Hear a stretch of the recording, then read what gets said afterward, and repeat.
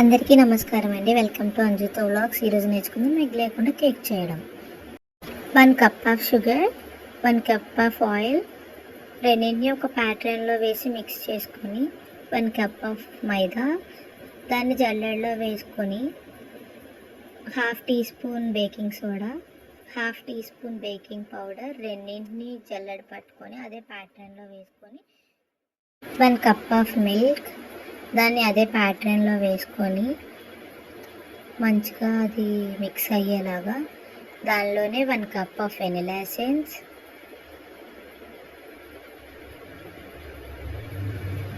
దాన్ని cut and fold మెథడ్లో నేను చూపిస్తున్న విధంగా మంచిగా బ్లెండ్ చేసుకోండి. అంత థిక్ కన్సిస్టెన్సీ లాగా రావాలి. ఇలా వచ్చిన తర్వాత ఒక మందపాటి బౌల్ తీసుకొని దానిలో ఆయిల్ వేసుకొని దానికి మొత్తం అప్లై చేసుకోవాలి. అప్లై చేసుకున్న తర్వాత నేను చూపిస్తున్న విధంగా అప్లై చేసుకున్న తర్వాత దానిలో ఒక స్పూన్ మైదా వేసుకొని అలా బౌల్ మొత్తం అవి వచ్చేలా చూసుకొని దాని తర్వాత మనం మిక్స్ చేసిన ప్యాటర్న్ని దానిలో వేసుకుని మొత్తం ప్యాటర్న్ అంతా అందులో వేసుకున్న తర్వాత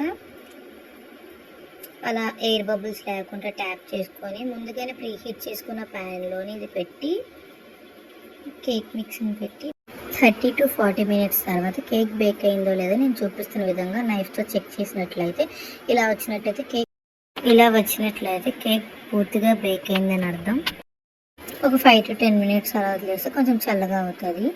దాని తర్వాత కొంచెం మిల్క్ తీసుకొని అందులో షుగర్ యాడ్ చేసుకొని ఒక 4 స్పూన్స్ ఆఫ్ షుగర్ యాడ్ చేసుకొని, అంటే ఇక నాకు 4 స్పూన్స్ సరిపోతుందని చాక్లెట్కి నేను 4 స్పూన్స్ మాత్రమే తీసుకున్నాను. దాని తర్వాత కోకో పౌడర్ని తీసుకోవాలి. తీసుకున్న తర్వాత దానిలోని కొంచెం కొంచెం వేసి దాన్ని మిక్స్ చేసుకొని మంచిగా